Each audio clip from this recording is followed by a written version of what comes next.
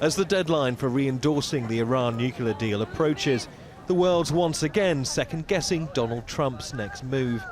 Iran is taking over the Middle East. The US president's repeatedly threatened to tear up the agreement, but so far he's reluctantly kept it alive. It was a landmark moment in international diplomacy. 7 countries signed the agreement at a time of heightened tensions across the region. Some of Iran's neighbours have been talking about a possible military strike against the country. Iran's made no secret of its arsenal of Russian-made ballistic missiles.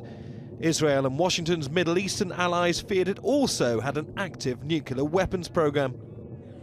Iran insisted its nuclear agenda was purely civilian, but under the deal it agreed to end research in return for the partial lifting of sanctions, allowing it to access global financial markets and, crucially, sell its oil. As part of America's commitment to the deal, Congress requires the US president to confirm every 90 days that Iran's upholding its part of the agreement. Trump's recertified the deal several times so far, but things could be about to change. Last October, he announced a new Iran policy.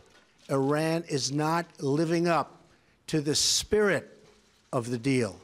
I am announcing a new strategy to address the full range of Iran's destructive actions.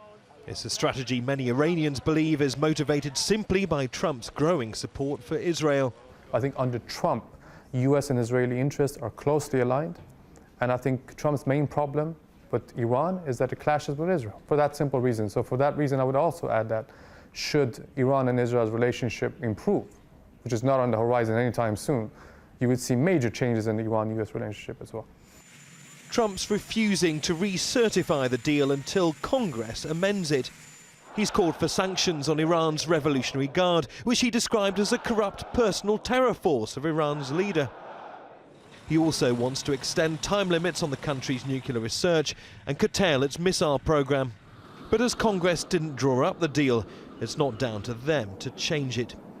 Any alterations it makes with the president would be in breach of the international agreement.